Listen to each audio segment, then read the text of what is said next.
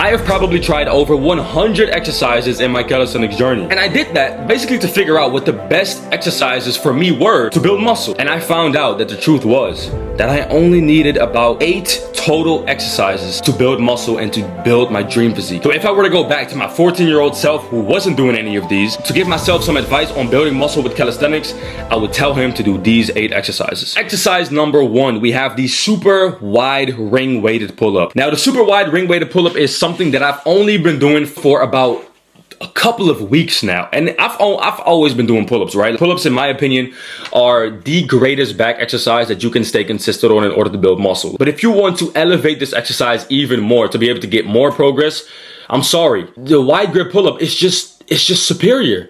Everything about it is just superior. And the beautiful thing about this exercise is that you do not even have to go all the way up. The thing about this exercise is that the squeeze at the top is quite easily reached. The limit up top is achieved pretty fucking fast. So the moment when you pull up and your chin is at the bar, or when you're doing it with rings, your chin is at the line of the rings, you're good. You can go down again. And that stretch at the bottom becomes insane. I've recently saw a video from, I'm not gonna name names, but like a YouTube channel who basically said wide grip pull-ups are not really that effective when it comes to the stretch at the bottom. And in my opinion, that is so far from the truth, because this exercise gives me even a bigger stretch than any type of pull-up exercise that I have ever done. And these are the exact 8 exercises that I give to the members inside of the Jacked by Calisthenics Blueprint program, which is a program I have laid out to be able to build muscle within the next 6 months. Going from that skinny to jacked physique within 6 months with this style of calisthenics that I'm about to explain to you. If you want to be able to be one of these people right here who getting crazy results or experiencing how to actually train for real, go ahead and go to the top link in the description. It won't be disappointing you. So when I go all the way down, for example, right? Like what I personally do is I go all the way down and I let my head, that's how it feels like, at least I let my head disappear in between my traps. And that's how I get the most amount of stretch in my lats. So I basically all the way do that and I feel a crazy, literally a scary ass stretch in my lats.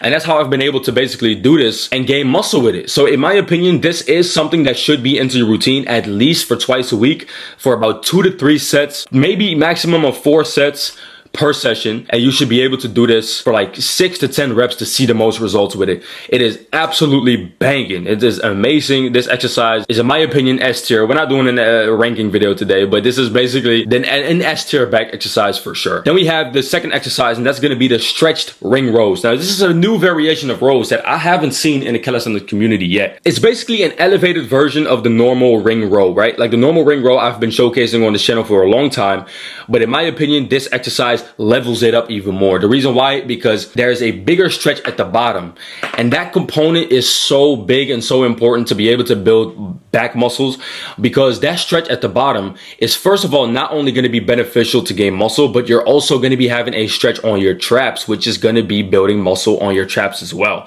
If you didn't know, traps mainly get built through stretch. That's why a lot of like people who do farmer walks all day, right? You have certain jobs out there where they just farmer walk all day and they always have huge traps. And of course, inflammation has to do something with it.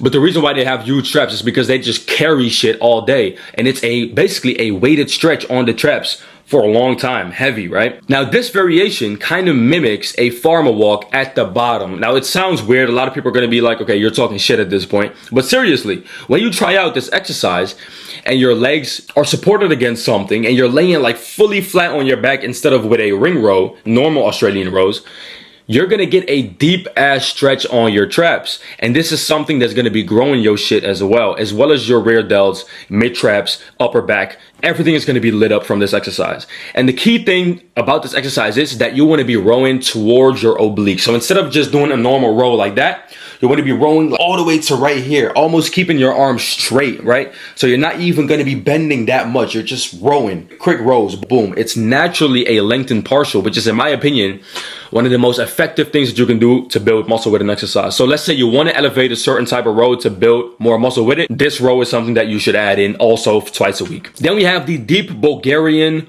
dips on the rings. So the deep Bulgarian dips on the rings is something that is underrated, bro, for chest gains in general. A lot of people just like to stick to the normal dip, but if they would just stick to ring dips, like doing it with rings, they would see so much more progress in their chest that you wouldn't believe it. And every single guy in the Jack by Calisthenics blueprint, I've basically been promoting in the group, like, yo, do your ring dips, man. Even if it's not Bulgarian dips, do your normal ring dips, because it's just so much better for overall chest gains, because you're free. You're not limited to a bar which you can't bring together or can't bring out for more stretch.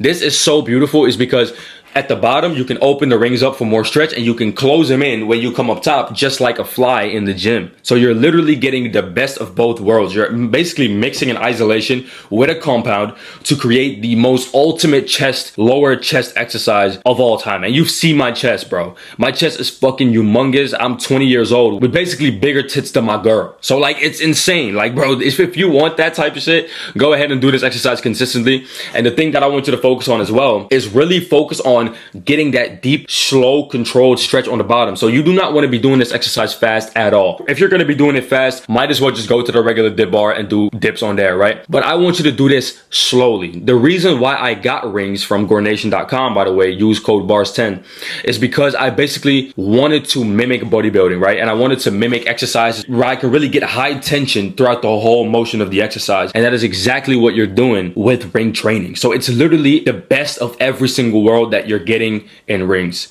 Then we have the fourth exercise, and that's going to be decline ring fly push-ups. Now, the decline ring fly push-up is basically a mimic of the incline fly with dumbbells. It's basically the exact same thing. It's harder on the core, on the other hand, and you're less stable, but that makes it good, in my opinion, because there is a lot to be gained in an exercise that has no stability and it has a lot of core tension. Most people would say it's not, because it's not an isolation exercise no more, and I would agree with you on that. But the reason why I think there's more to be gained is because you're going to be able to progress from having no stability on the rings at all doing these flies, from having a bunch of stability because you now know how to do it properly, and really trying to really isolate your upper chest with this.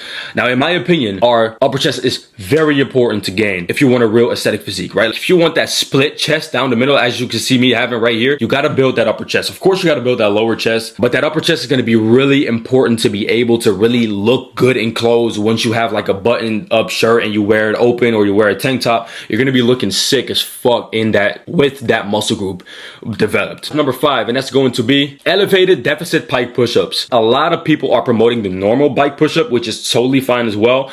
But why should we actually stop to where our nose hits the ground? If you look at a normal overhead press in the gym, for example, military press, are we gonna go down to right here when the bar touches our nose and then go back up? Of course you wouldn't. You would go all the way down to your chest right here so that it rests right here, and then you would go back up. The reason why we do that is to get, of course, a deeper stretch on the delts, and you're gonna be getting more gains out of that. So why wouldn't we do that in calisthenics as well if we wanna gain more muscle? We're gonna elevate our hands up and we're gonna go deep as fuck. That's exactly like a overhead or a military press or shoulder press, however you want to call it, right? So use a deficit, because this is gonna be changing up the game way more than just doing short and partials, basically. Then we have the Pelican Curl, and the Pelican Curl is basically the incline curl version of calisthenics. Now, is there a component of this exercise that is potentially more effective? In my opinion, there is.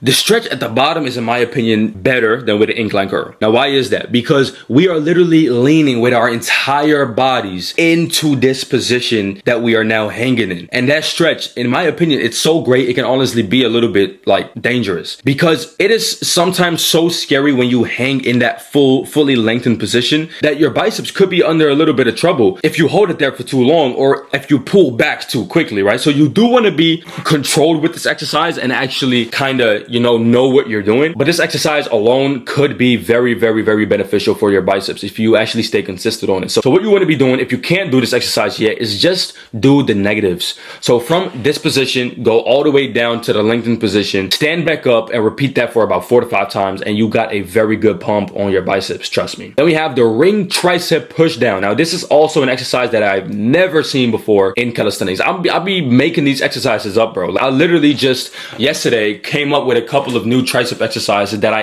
absolutely love.